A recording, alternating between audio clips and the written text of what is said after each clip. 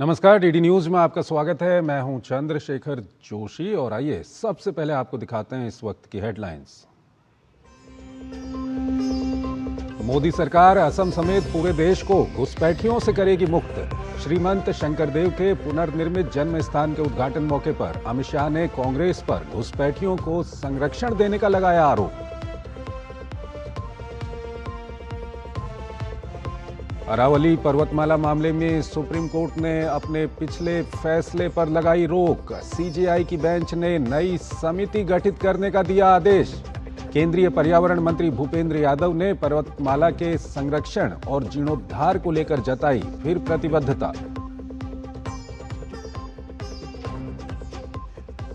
राष्ट्रपति द्रौपदी मुर्मू ने जमशेदपुर में एनआईटी के 15वें दीक्षांत समारोह को किया संबोधित। विकसित भारत के लक्ष्य में युवाओं की भूमिका को बताया अहम।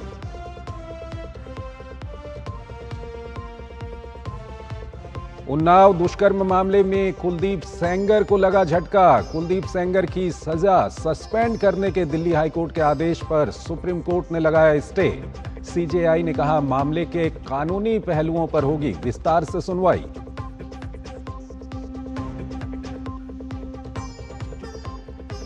गाजा शांति समझौते और हिजबुल्लाह के साथ तनाव के बीच नेतन्याहू की ट्रंप से होगी मुलाकात। अमेरिका का फलस्तीन एनक्लेव में ट्रांजिशनल गवर्नमेंट और अंतर्राष्ट्रीय सुरक्षा बल स्थापित करने पर जोर।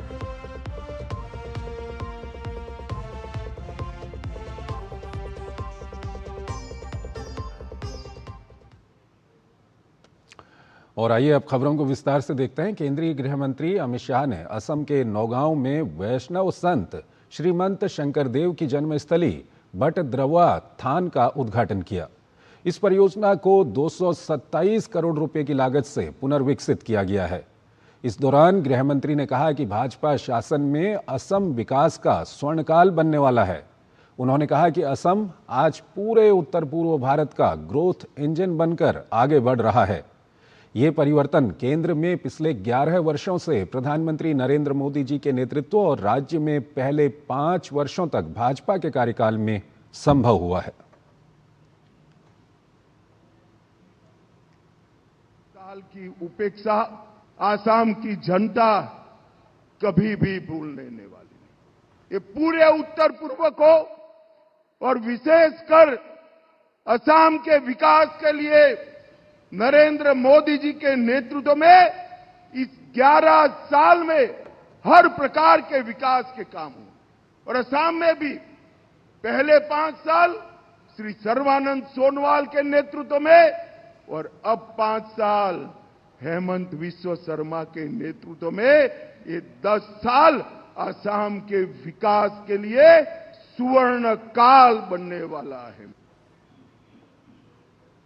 गृह मंत्री अमित शाह ने कहा कि कांग्रेस पार्टी ने 1983 में आईएमडीटी एक्ट लाकर घुसपैठियों को बसाने का रास्ता खोल दिया था। गृह मंत्री ने महापुरुष श्रीमंत शंकरदेव जी की पवित्र भूमि से न केवल असम बल्कि पूरे भारत से घुसपैठियों को चुन चुन कर बाहर निकालने का संकल्प लिया। ये अभियान पूरे असम के अंदर चला है।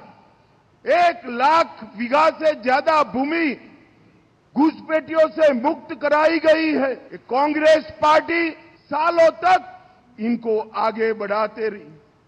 बात तो असम की संस्कृति की, परंतु 1983 में आईएमडीटी एक्ट लाकर उन्होंने घुसपैठिए को यहां बसने का कानूनी रास्ता बनाया। मैं आज श्रीमद शंकरदेव जी की भूमि पर कहना चाहता हूं, भारतीय जनता पार्टी का संकल्प है न केवल असम, पूरे देश से चुन चुन कर हम घुसपैठिए को निकालने का काम करेंगे, चुन चुन कर।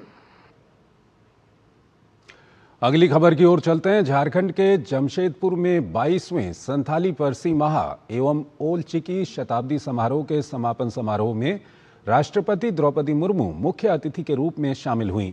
कार्यक्रम के दौरान झारखंड के राज्यपाल संतोष कुमार गंगवार और मुख्यमंत्री हेमंत सोरेन भी मौजूद रहे। करंडीह में 22वें संथाली परसी माह और ओल चिकी शताब्दी समारोह का शुभारंभ 27 दिसंबर को किया गया। समारोह में आदिवासी लोक संस्कृति के विभिन्न पहलुओं पर चर्चा की गई। राष्ट्रपति द्रौपदी मुर्मू ने एनआईटी जमशेदपुर के 15वें दीक्षांत समारोह को संबोधित किया। कार्यक्रम को संबोधित करते हुए राष्ट्रपति ने शिक्षा और तकनीकी विकास को लेकर देश के भविष्य की दिशा पर अहम संदेश दिया। उन्होंने कहा, आज शिक्षा के क्षेत्र में अभूतपूर्व परिवर्तन हो रहे हैं और ये बदलाव भारत को एक नई ऊंचाई तक ले जाने में निर्णायक भूमिका निभाएंगे। वर्तमान समय में जितनी तेज गति से तकनीकी बदलाव हो रही है, उस गति से शायद ही पहले की किसी कालखंड में हुई थी। इन बदलाव से जहां एक ओर नए नए अवसर उपलब्ध हो रहा है, वहीं दूसरी ओर नई चुनौतियां भी उत्पन्न हो रही है। तकनीकी विकास से शिक्षा, कृषि, स्वास्थ्य सेवा, संचार और ऊर्जा उत्पादन के क्षेत्र में अभूतपूर्व परिवर्तन हो रहे हैं। राष्ट्रपति ने वर्ष 2047 तक भारत को एक विकसित राष्ट्र बनाने के लक्ष्य का उल्लेख करते हुए कहा कि इस संकल्प को पूरा करने के लिए शिक्षा की अहम भूमिका है। गुणवत्तापूर्ण शिक्षा, अनुसंधान और नवाचार के जरिए ही आत्मनिर्भर और सशक्त भारत का निर्माण संभव है। राष्ट्रपति ने विश्वास जताया कि झारखंड समेत देश के सभी राज्य इस राष्ट्रीय लक्ष्य को हासिल करने में महत्वपूर्ण योगदान देंगे। वर्ष 2047 तक हमने भारत को एक विकसित राष्ट्र बनाने का लक्ष्य रखा है। इस लक्ष्य की प्राप्ति में रिसर्च, इनोवेशन और स्टार्टअप कल्चर को बढ़ावा देना तथा युवाओं को स्किल्ड वर्कफोर्स के रूप में विकसित करना अत्यंत महत्वपूर्ण है। भारत सरकार रिसर्च, इनोवेशन, स्टार्टअप्स को बढ़ावा देने के लिए अनेक योजनाएं चला रहे हैं। अरावली मामले में सुप्रीम कोर्ट ने अपने ही पिछले फैसले पर रोक लगाई है। सुप्रीम कोर्ट के पिछले आदेश पर फिलहाल अमल नहीं होगा। सीजेआई की बेंच ने नई समिति गठित करने का आदेश दिया है। सीजेआई ने कहा कि हमें लगता है कि एक्सपर्ट कमेटी की रिपोर्ट और कोर्ट के फैसले को गलत समझा जा रहा है, इसलिए कुछ स्पष्टीकरण की जरूरत है। एक्सपर्ट कमेटी की रिपोर्ट या इस पर कोर्ट के निर्देश को लागू करने से पहले विशेषज्ञों की राय पर विचार किया जाना चाहिए।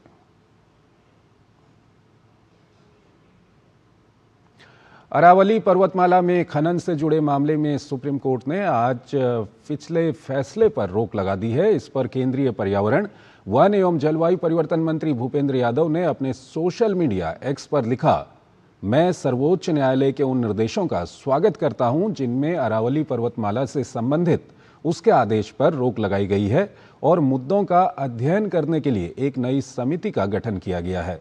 हम अरावली पर्वतमाला के संरक्षण और जीर्णोद्धार में MOEFCC से मांगी गई हर संभव सहायता प्रदान करने के लिए प्रतिबद्ध हैं। वर्तमान स्थिति के अनुसार नए खनन पट्टों या पुराने खनन पट्टों के नवीनीकरण के संबंध में खनन पर पूर्ण प्रतिबंध लागू रहेगा। उन्नाव रेप मामले में पूर्व विधायक कुलदीप सिंह सेंगर को दिल्ली हाईकोर्ट से मिली जमानत पर सुप्रीम कोर्ट ने रोक लगा दी है। सीबीआई की अपील पर सुनवाई के दौरान शीर्ष अदालत ने कहा कि यह मामला सामान्य नहीं है और इसमें कई गंभीर कानूनी पहलुओं पर विचार किए जाने की जरूरत है। सॉलिसिटर जनरल तुषार मेहता ने हाईकोर्ट के उस निष्कर्ष को भी गलत बताया जिसमें कहा गया था कि एक विधायक पॉक्सो एक्ट की धारा 5 के तहत पब्लिक सर्वेंट की श्रेणी में नहीं आता। सुनवाई के दौरान भारत के मुख्य न्यायाधीश सूर्यकांत ने टिप्पणी करते हुए कहा कि अदालत आमतौर पर जेल से रिहा होने के बाद जमानत रद्द नहीं करती, लेकिन यह मामला अलग है। उन्होंने ये भी उल्लेख किया कि कुलदीप सेंगर एक अन्य मामले में अभी भी जेल में बंद है। सुप्रीम कोर्ट ने सीबीआई की दलीलों से सहमति जताते हुए दिल्ली हाईकोर्ट द्वारा दी गई जमानत पर रोक लगा दी। कोर्ट ने कुलदीप सेंगर को नोटिस जारी करते हुए मामले की अगली सुनवाई तय करने का निर्देश दिया है। पश्चिम बंगाल के दक्षिण 24 परगना के डायमंड हार्बर सब डिवीजन के अंतर्गत शिराकोल में तृणमूल कांग्रेस समर्थकों ने रोल ऑब्जर्वर एस मुरुगन का घेराव कर विरोध प्रदर्शन किया। तृणमूल कांग्रेस समर्थक बीएलए का आरोप है कि उन्हें केंद्र के अंदर जाने से रोका जा रहा है। बता दें कि निर्वाचन आयोग ने राजनीतिक दलों के प्रतिनिधियों यानी बीएलए, 2 को सुनवाई केंद्र में मौजूद रहने की अनुमति नहीं दी है। हालांकि जानकारी के मुताबिक बीएलए के साथ हुई हालिया बैठक में डायमंड हार्बर से तृणमूल कांग्रेस के सांसद अभिषेक बनर्जी ने निर्देश दिया था कि बीएलए भी सुनवाई केंद्र में मौजूद रहेंगे। उन्होंने ये भी कहा कि जब तक निर्वाचन आयोग लिखित आदेश न दे तब तक किसी भी आपत्ति को स्वीकार न किया जाए।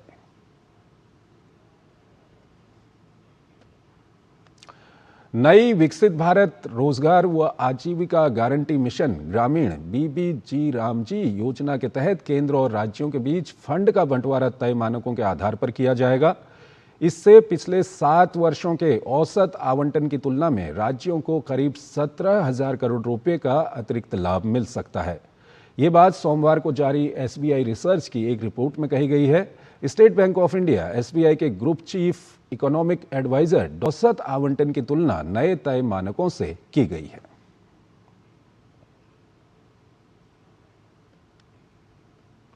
खबरें भी और भी हैं, लेकिन पहले यहां पर एक छोटा सा ब्रेक लेते हैं। क्या आपको है आकर्षक बचत विकल्पों की तलाश? LIC प्रस्तुत करता है नव जीवन श्री सिंगल प्रीमियम प्लान। एक मुश्त प्रीमियम राशि जमा करें, जीवन बीमा कवर का आनंद उठाएं, परिपक्वता पर गारंटीकृत निश्चित राशि प्राप्त करें। तरलता विकल्प भी उपलब्ध। अभी खरीदें। मौजूदा पॉलिसी धारकों के लिए आकर्षक छूट, नियम और शर्तें लागू। मेरी पसंद, मेरी पसंद, मेरी पसंद, मेरी पसंद, हमारी पसंद, हम सबकी पसंद। मजबूत देश का मजबूत सरिया हो गया स्टील। स्वागत है आपका ब्रेक के बाद। बेंगलुरु में सरकारी अधिकारियों द्वारा ध्वस्तीकरण अभियान चलाए जाने के बाद सैकड़ों परिवार बेघर हो गए हैं। कार्रवाई के बाद 150 से अधिक परिवारों को अपने घरों से निकाला गया है। आरोप है कि ये घर सरकारी जमीन पर अतिक्रमण कर बनाए गए थे, जो ठोस अपशिष्ट प्रबंधन परियोजनाओं के लिए आरक्षित थीं। लोगों का आरोप है कि अभियान सुबह 4 बजे शुरू हुआ, जिससे कई लोगों को अपने सामान या महत्वपूर्ण दस्तावेज निकालने का समय तक नहीं मिला। जब बुलडोजर पहुंचे तो लोगों को तुरंत घर खाली करने के लिए कहा गया। Bengaluru solid waste management limited ने इस मामले पर कहा कि ध्वस्तीकरण अभियान सरकारी जमीन पर अतिक्रमण को हटाने के लिए चलाया गया था। BSWML के मुख्य कार्यकारी अधिकारी ने कहा कि कोगिलू बांदे के पास लगभग 5 एकड़ जमीन, जो परियोजनाओं के लिए आरक्षित थी, अवैध रूप से कब्जा कर ली गई थी।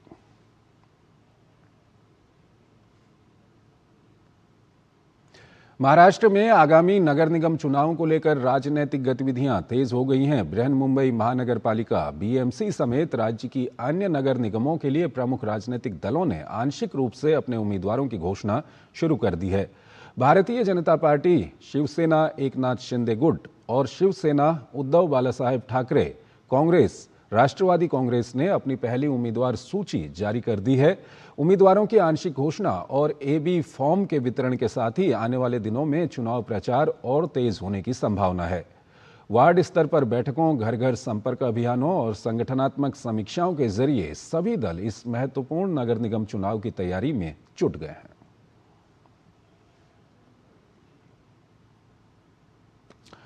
छत्तीसगढ़ के बीजापुर जिले में सुरक्षा बलों ने एक बड़ी वारदात को टाल दिया। DRG बीजापुर, थाना गंगालूर और BDS टीम की संयुक्त कार्रवाई के दौरान मुनगा पेद्दाकोरमा क्षेत्र में तलाशी अभियान चलाया जा रहा था। इसी दौरान मुनगा रोड से कुछ दूरी पर पगडंडी रास्ते में माओवादियों द्वारा लगाया गया 10 किलोग्राम का शक्तिशाली IED बरामद किया गया। BDS टीम ने सुरक्षा मानकों का पालन करते हुए इस IED को मौके पर ही सुरक्षित तरीके से निष्क्रिय कर दिया। समय रहते कार्रवाई से माओवादियों की साजिश नाकाम हो गई और एक बड़ी दुर्घटना टल गई। सुरक्षा बलों का कहना है कि क्षेत्र में शांति बनाए रखने के लिए सर्चिंग और एरिया डोमिनेशन अभियान लगातार जारी रहेगा। रक्षा मंत्री राजनाथ सिंह की अध्यक्षता में आयोजित रक्षा अधिग्रहण परिषद DAC ने तीनों सेनाओं के लिए करीब 79,000 करोड़ रुपए के विभिन्न रक्षा प्रस्तावों को स्वीकृति प्रदान की है। परिषद ने इन प्रस्तावों के लिए एक्सेप्टेंस ऑफ नेसेसिटी AON मंजूर की। भारतीय सेना के लिए loiter munition system, low level light weight radar, Pinaka multiple launch rocket system के लिए लॉन्ग रेंज गाइडेड रॉकेट और इंटीग्रेटेड ड्रोन डिटेक्शन एवं इंटरडिक्शन सिस्टम MK2 की खरीद को मंजूरी दी गई है। लॉइटर म्यूनिशन का उपयोग सटीक हमलों के लिए किया जाएगा, जबकि हल्के रडार कम ऊंचाई पर उड़ने वाले छोटे ड्रोन सिस्टम का पता लगाने और ट्रैक करने में सक्षम होंगे। गाइडेड रॉकेट पिनाका सिस्टम की मारक क्षमता और सटीकता बढ़ाएंगे। वहीं ड्रोन डिटेक्शन सिस्टम सेना की सामरिक तैनाती वाले इलाकों और अंदरूनी क्षेत्रों में महत्वपूर्ण ठिकानों की सुरक्षा मजबूत करेगा। नौसेना के लिए bollard pull tugs, high frequency software defined radio HFSDR, manpack और high altitude long range remotely piloted aircraft system की खरीद को AON दी गई। ये उपकरण जहाज़ों की गतिशीलता, सुरक्षित संचार और समुद्री क्षेत्र में निगरानी क्षमता बढ़ाएंगे। वायुसेना के लिए automatic take off landing recording system, Astra, MK2 missile, full mission simulator और SPICE 1000 long range guidance kits को मंजूरी मिली। इससे एयर सेफ्टी, लंबी दूरी की मारक क्षमता और प्रशिक्षण क्षमता में बढ़ोतरी होगी।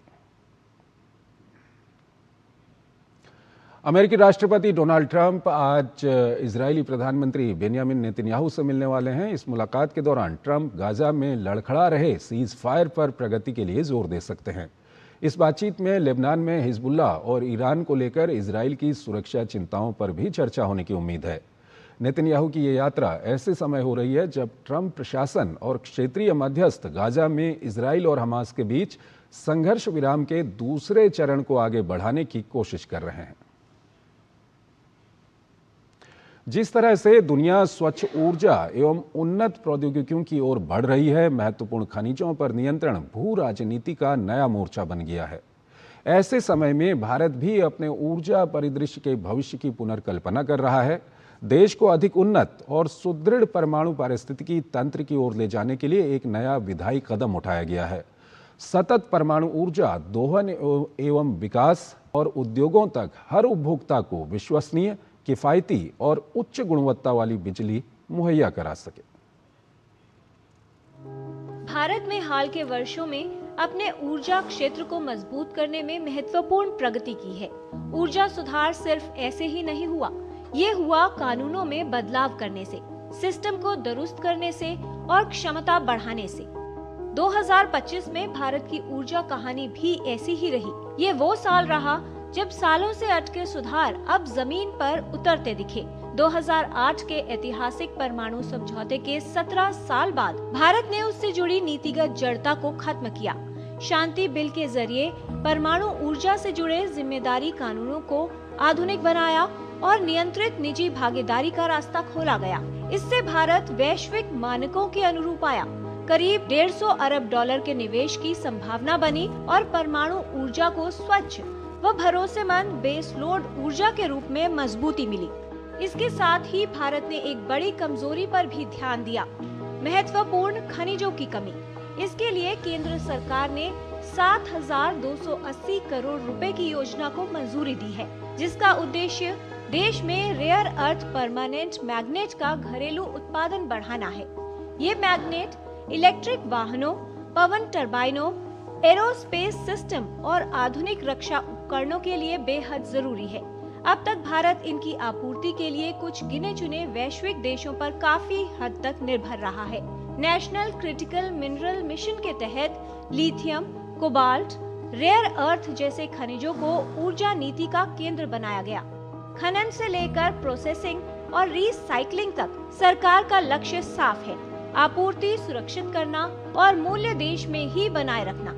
देश में बिजली के क्षेत्र की आर्थिक बुनियादी ढांचे के रूप में देखा जा रहा है।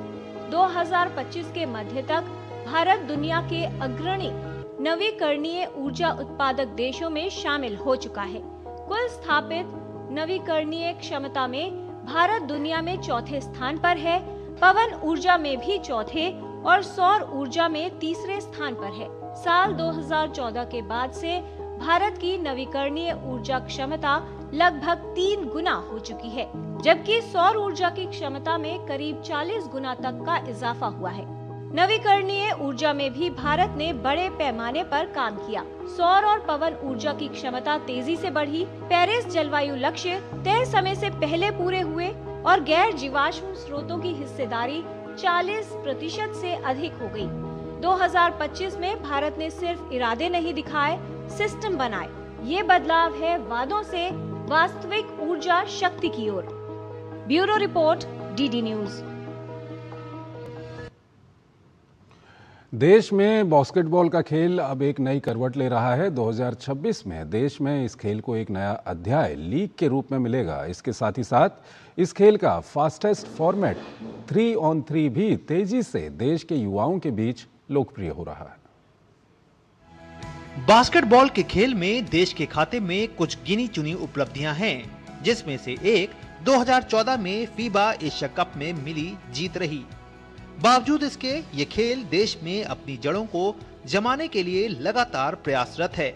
इस कड़ी में दिल्ली में आयोजित Harish Sharma 3-on-3 all India basketball प्रतियोगिता की भी अपनी अलग पहचान है, जिसमें देश भर से आए बास्केटबॉल के खिलाड़ियों ने न केवल अपनी प्रतिभा को तराशा, बल्कि अपनी तैयारी को अंतर्राष्ट्रीय मानकों के अनुरूप लाने की भी कोशिश की। आने वाला फ्यूचर भी बहुत अच्छा है और लीग्स भी स्टार्ट हो रही हैं बास्केटबॉल की। अब IPL लीग स्टार्ट हो रही है, इंडियन बास्केटबॉल लीग, उसमें बहुत अच्छा फ्यूचर दिखता है सब यंग प्लेयर्स का, तो बहुत अच्छा मौका मिलेगा सबको। वैसे basketball 3-on-3 format Olympic sports है, साथ ही ये केवल 10 मिनट का ही होता है, यानी कि बास्केटबॉल खेल के लिए ये T20 जैसा फॉर्मेट है, जहां तेजी सबसे अहम है। 3-on-3 है, ये फ्यूचर है बास्केटबॉल का, बिकॉज देखिए अब हर जगह ना short, crisp and explosive sport का कल्चर आ रहा है हर गेम में। आप चाहे फुटबॉल देखिए, बास्केटबॉल देखिए, क्रिकेट देखिए, टेस्ट के बाद 50-50 के बाद 20-20 आया, वैसे ही बास्केटबॉल में 5-on-5 के बाद 3-on-3 है, हॉकी में भी 7-a-side आ रहा है। तो हमारा जो ये फॉर्मेट है, दिस इज द फ्यूचर, और ये ओलंपिक स्पोर्ट हो चुका है। इस खेल के विकास के लिए देश में राज्य और राष्ट्रीय स्तर पर कई प्रतियोगिताएं आयोजित होती हैं। वैसे बड़ी बात यह है कि अगले साल देश में ये खेल खुद को लीग से भी जोड़ता नजर आएगा, जो कहीं ना कहीं इसकी प्रगति का एक और चेहरा होगा। एक बात तो तय है कि देश में बास्केटबॉल के खेल की स्थिति में लगातार नए परिवर्तन देखने को मिल रहे हैं, जो कहीं ना कहीं सही दिशा में बढ़ते हुए दिख रहे हैं। कोशिश इसी बात की है कि इस प्रयास को लगातार आगे बढ़ाया जाता रहे। कैमरामैन मनमोहन सिंह के साथ गौरव कुमार, डीडी न्यूज, दिल्ली। साल 2025 भारतीय खेल इतिहास में स्वर्णिम सफलताओं का साल साबित हुआ। 2025 में भारत ने आत्मविश्वास, समर्पण और विश्व स्तरीय क्षमता का प्रदर्शन करते हुए कई खेलों में पहली बार विश्व चैंपियन बनने का गौरव हासिल किया। क्रिकेट से लेकर हॉकी, खो खो से लेकर स्क्वैश और ब्लाइंड क्रिकेट तक हर मोर्चे पर भारत ने दुनिया को दिखाया कि वो अब सिर्फ प्रतिभाओं का देश नहीं, बल्कि चैंपियंस की फैक्ट्री बन चुका है। तो एक खास रिपोर्ट के साथ हम आपको छोड़ जाते हैं। इस बुलेटिन में इतना ही। नमस्कार।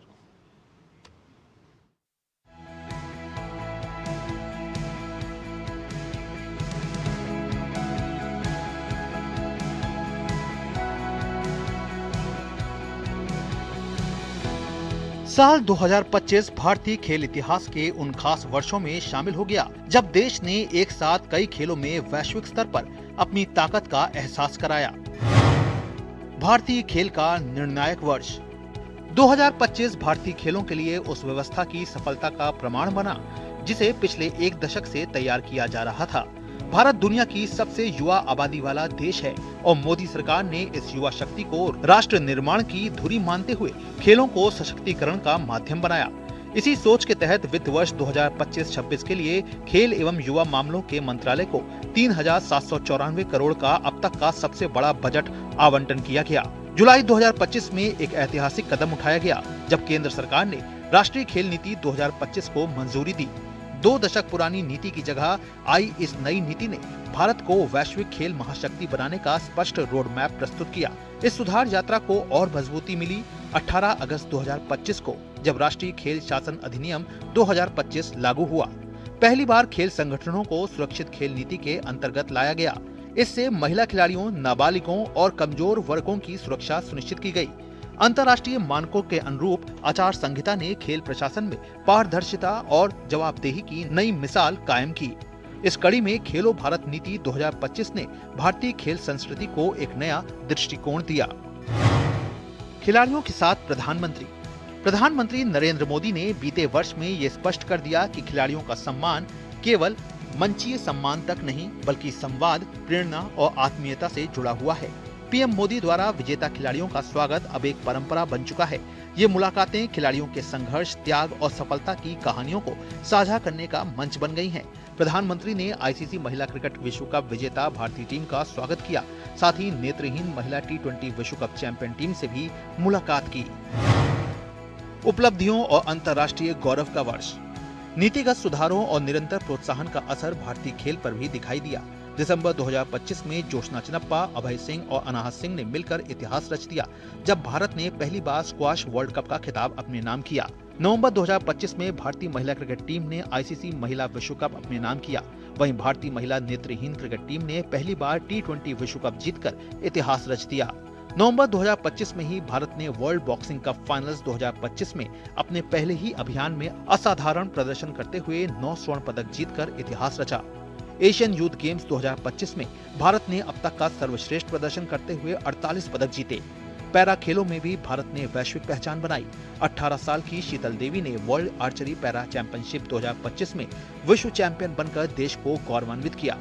बैडमिंटन में सात्विक साईराज रंकीरेड्डी और चिराग शेट्टी ने BWF वर्ल्ड चैंपियनशिप में कांस्य पदक जीतकर भारत की 14 साल पुरानी पदक परंपरा को कायम रखा।